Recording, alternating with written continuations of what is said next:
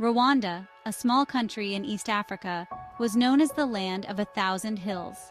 Rwanda was home to two main ethnic groups, the Hutu and the Tutsi. For centuries they lived together, sharing the same land and culture.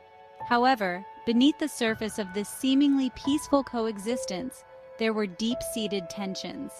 These tensions were exploited by colonial powers who favored the Tutsi minority, creating resentment among the Hutu majority. The seeds of hatred in Rwanda were sown long before the genocide. During the colonial period, the Belgian rulers exacerbated ethnic divisions by favoring the Tutsis. This created resentment among the Hutu majority and sowed the seeds of ethnic animosity. After independence, the Hutu-led government continued to exploit ethnic tensions to maintain power. They promoted a Hutu power ideology that portrayed the Tutsis as a foreign threat. This ideology was disseminated through government propaganda, hate radio stations, and inflammatory speeches.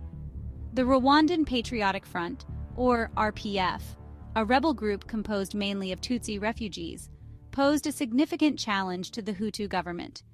The civil war further polarized Rwandan society, deepening ethnic divisions and fueling the flames of hatred. The international community largely ignored the escalating crisis in Rwanda, emboldening the Hutu extremists. On April 6, 1994, a plane carrying Rwandan President Juvenal Habyarimana and Burundian President Cyprien Ntaryamira was shot down. The assassination of the two presidents was the catalyst for the Rwandan Genocide. Hutu extremists within the government blamed the Tutsi rebels of the RPF. Within hours, Hutu extremists launched a well-organized campaign to eliminate the Tutsi population. Checkpoints were erected, and Tutsis were identified based on their identity cards. Hutu power radio stations broadcast messages of hate and incitement to murder. The international community's response to the genocide was slow and inadequate. The world watched in horror as Rwanda descended into chaos and bloodshed. The Hutu power ideology, which fueled the Rwandan genocide, was rooted in ethnic nationalism, historical grievances, and political opportunism. It promoted a narrative of Hutu supremacy and portrayed the Tutsis as a foreign threat. This ideology was disseminated through propaganda, education, and the media.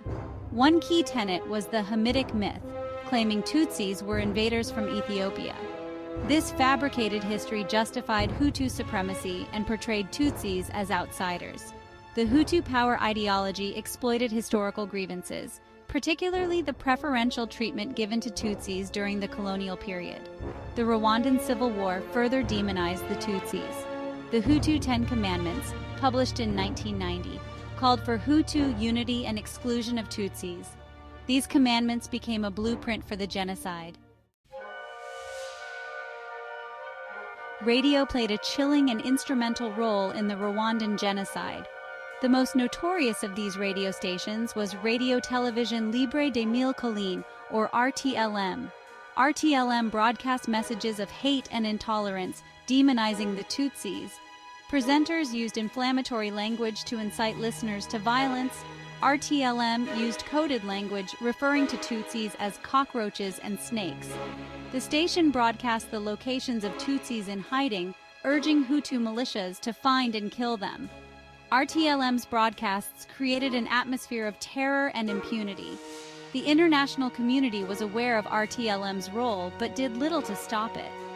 The failure to act allowed RTLM to continue broadcasting, contributing to the deaths of hundreds of thousands. The Rwandan genocide began with terrifying speed and brutality. Within hours of the assassination of President Habyarimana, Hutu extremists launched a well-coordinated campaign to eliminate the Tutsi population. The Interahamwe, a Hutu paramilitary organization, played a central role in the genocide. Armed with machetes, clubs, and guns, they targeted Tutsis and moderate Hutus. Churches, schools, and hospitals became killing grounds. The Rwandan government actively encouraged and participated in the violence. Government officials distributed weapons and provided lists of Tutsis to be targeted. The international community's response was woefully inadequate. The world watched in horror as Rwanda descended into chaos and bloodshed. As the Rwandan genocide raged on, the international community largely remained on the sidelines. Despite overwhelming evidence of mass atrocities, the world's response was slow and inadequate. The United Nations Assistance Mission for Rwanda, UNAMIR, was woefully understaffed and lacked a robust mandate to protect civilians. Western nations, particularly the United States, were reluctant to intervene. The media's coverage of the Rwandan genocide was also lacking. The world's indifference allowed the genocide to continue unabated. The reasons for the international community's inaction are complex and multifaceted. The world's silence emboldened the perpetrators and resulted in the deaths of hundreds of thousands of innocent people.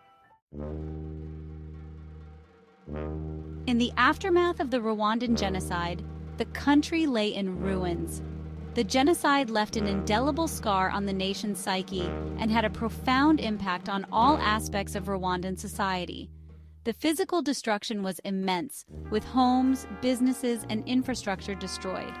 The social fabric of the nation was torn apart.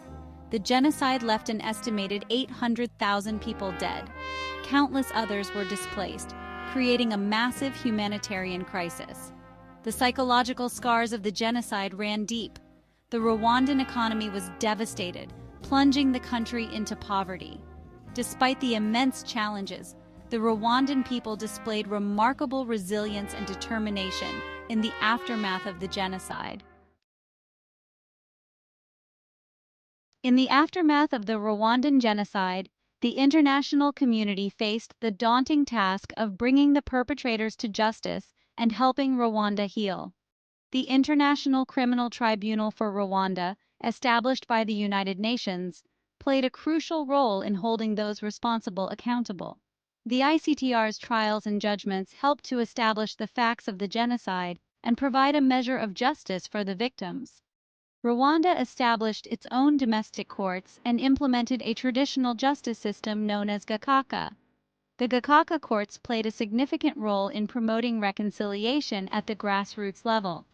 However, the pursuit of justice and reconciliation in Rwanda has been complex and challenging.